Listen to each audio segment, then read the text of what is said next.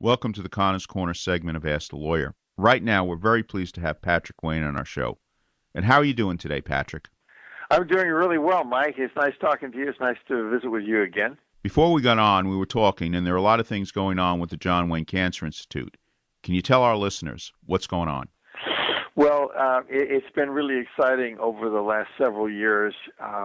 We've been at this business of trying to find a cure or treatment or a way to diagnose cancer for about 30 years. And the last 10 years have been exponential in terms of discoveries.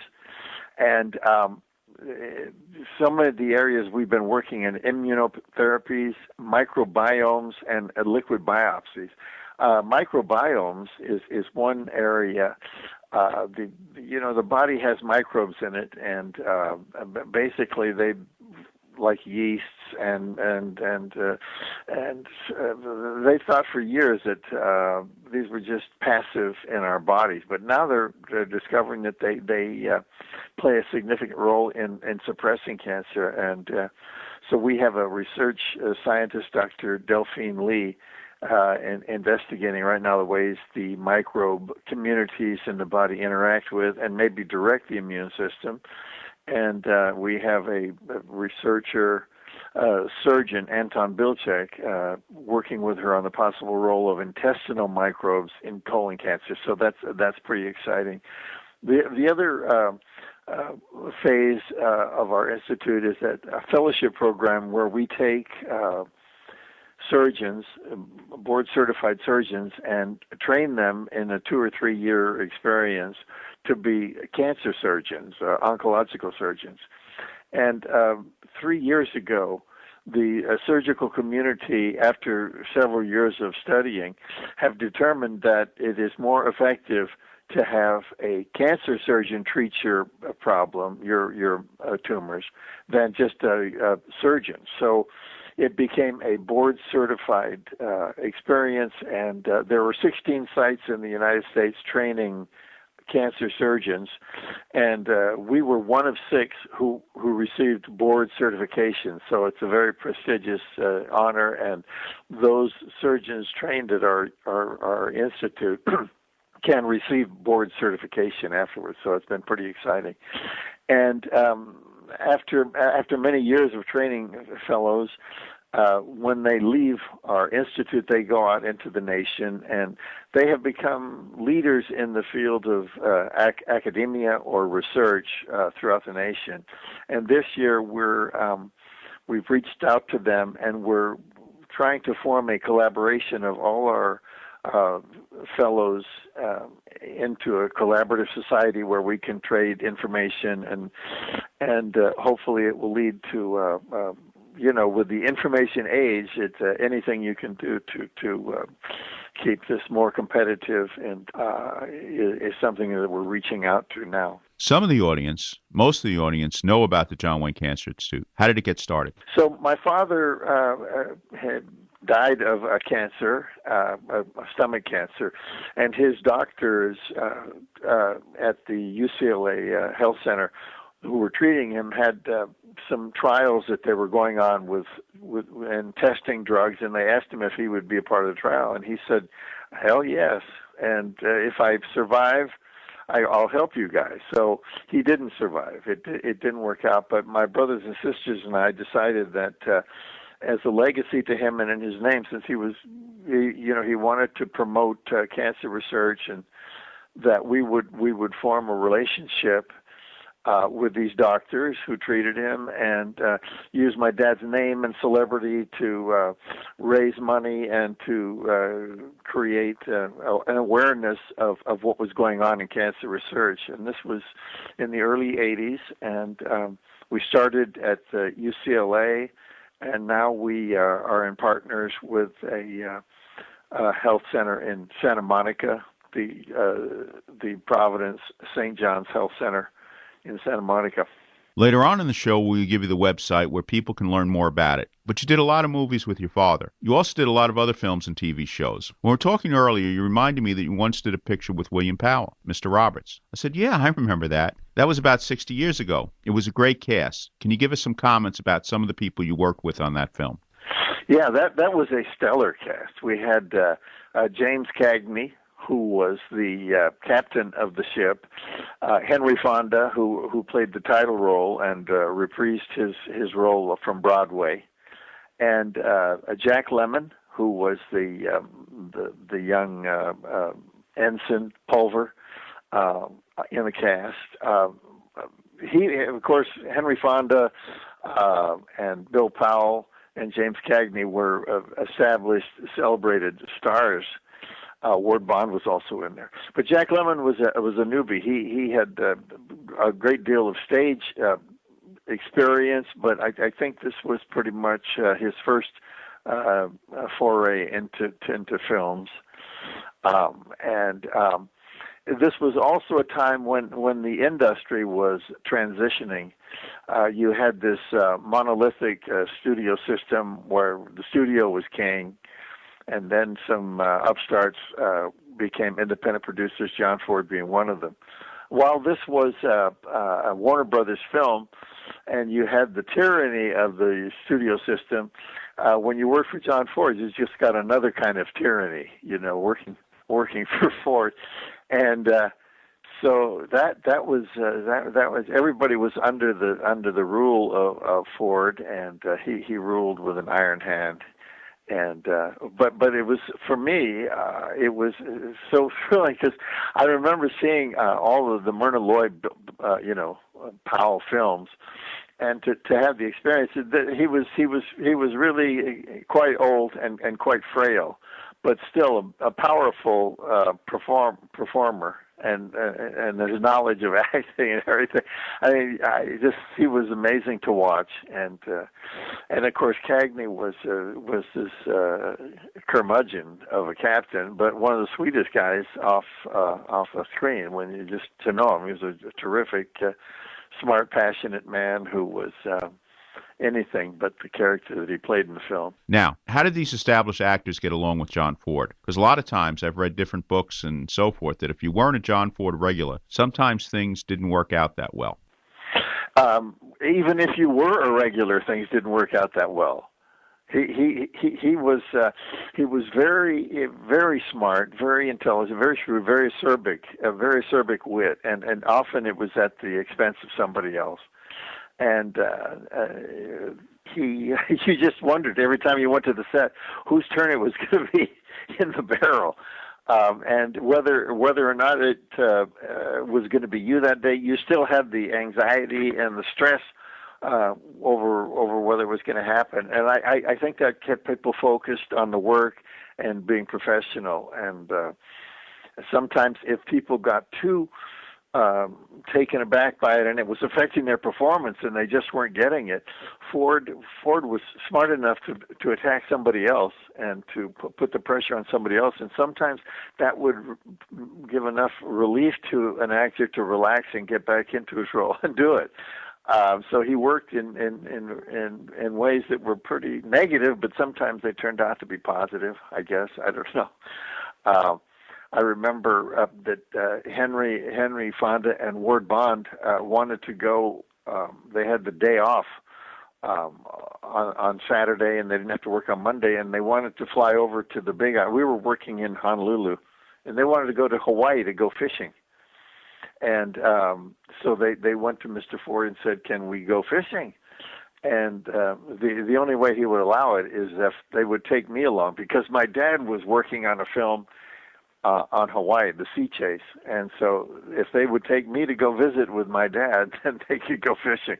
Everything came with a price and rules, and any way that he could enforce the fact that he was the boss, and these were little kids in schools. It was amazing. But he got he has an incredible body of work, and it was an honor and privilege to work for him. And everybody, no matter what stage of their career, felt that way, I think. How many films did you make with John Ford? And I know you did a couple of TV shows with him, too. I did a couple of films for television, Lux Video Theater. I would say there was about 10 films. I did more films for Ford than I did with my dad, although some of them included my dad, obviously, the cavalry films and the westerns and so forth. But I did a film at West Point with Jerome Power and Maureen O'Hara called The Long Gray Line, Mr. Roberts, and Sunshine's Bright was a sort of antebellum Southern film, and that quite an experience over the years, all the way into the mid '60s with which is one of the last films that Ford did called oh my God, it was the Indian Cheyenne film. Autumn. Cheyenne Autumn, exactly. I wasn't originally going to talk about this, but in Cheyenne Autumn, George O'Brien was in that film. And I always thought he was one of those fascinating characters of Hollywood. With all his military service, what do you remember about George O'Brien? Yeah, he was definitely a military background. You just felt that about him. He had a ramrod back, and of course, he worked in a lot of earlier films. Again, he was coming down the line in terms of work. He had maybe 50 years work experience before the Cheyenne Autumn film. Very respectful, very pleasant personality, but very very military-like from his his personality.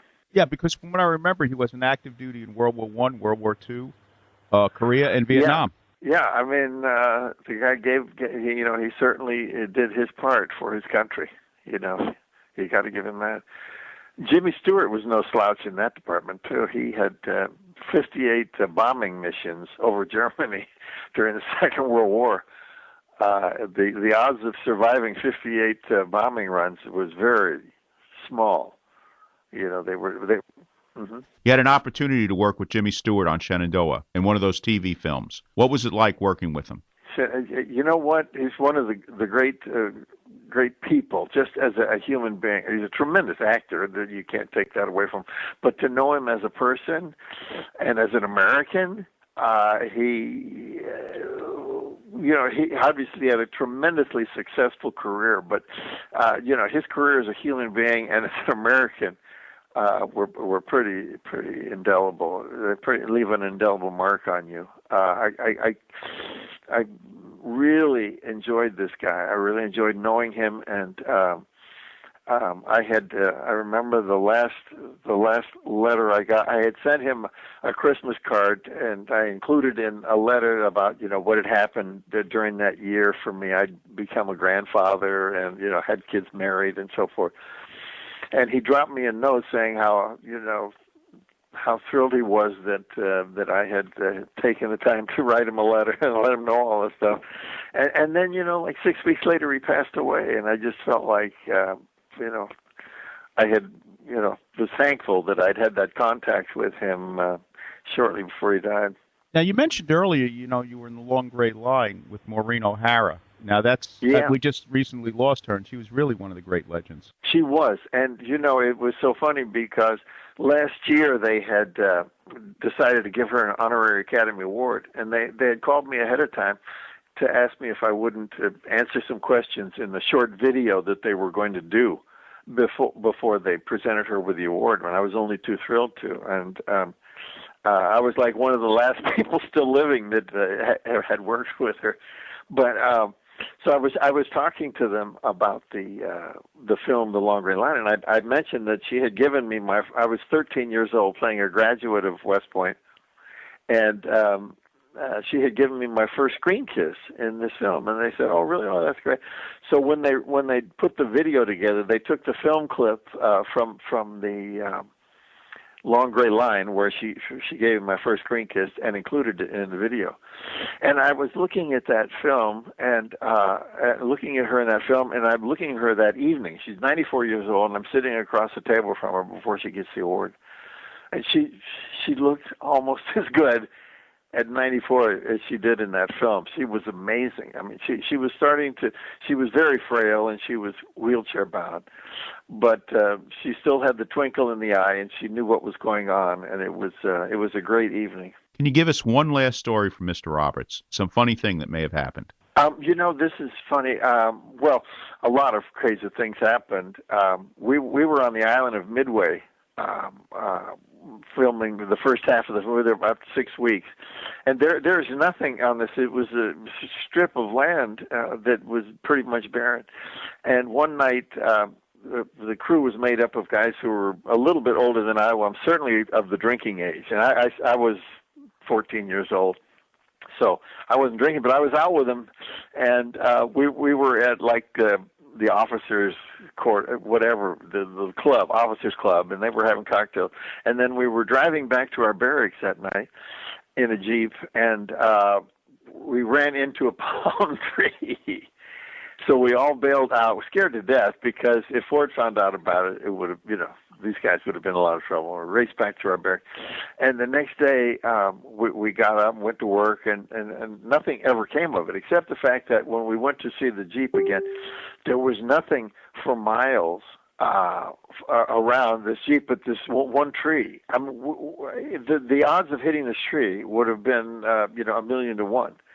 And then the Jack Lemmon character, I told you before, Jack Lemmon played the character who was always trying to hide from the captain. In fact, he was on the ship for so long before the captain even knew that he was a member of the crew.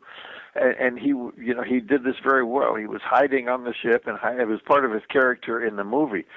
But it was a microcosm of what was happening in life too, because he was more or less doing that with the director of the film. So we had this, playing out in the movie and also playing out in life, and it was kind of fun to watch that. Why was John Ford replaced at the end of the film? I think he became ill. Actually, he was physically sick, and basically there was one sequence left to shoot, which was when the laundry blew up and all of the soap goes around the ship. Basically, the film was finished and didn't have that much left to do, but they had to do it. And I think he was too ill to complete it. Thank you for sharing those memories. And again, if any of you out there are interested in learning more about the John Wayne Cancer Institute, go to our website. And Patrick, do you want to repeat your website too? Yeah, the John Wayne Cancer Foundation is johnwaynecancerfoundation.com, jwcf.com. And from that site, you can get to the work being done at the John Wayne Cancer Institute and what the foundation is doing in terms of raising awareness about cancer research and what can be done. So it's a great site because also people that don't know, if they find out they have cancer and they don't know what to do, it's a good place to go to find out what is being done to treat your kind of cancer, where you can find out more information and all that stuff. Again, thank you for sharing your memories, Patrick Wayne, and thank you for what you're doing to prevent and treat cancer. We're going to keep up the work, Mike.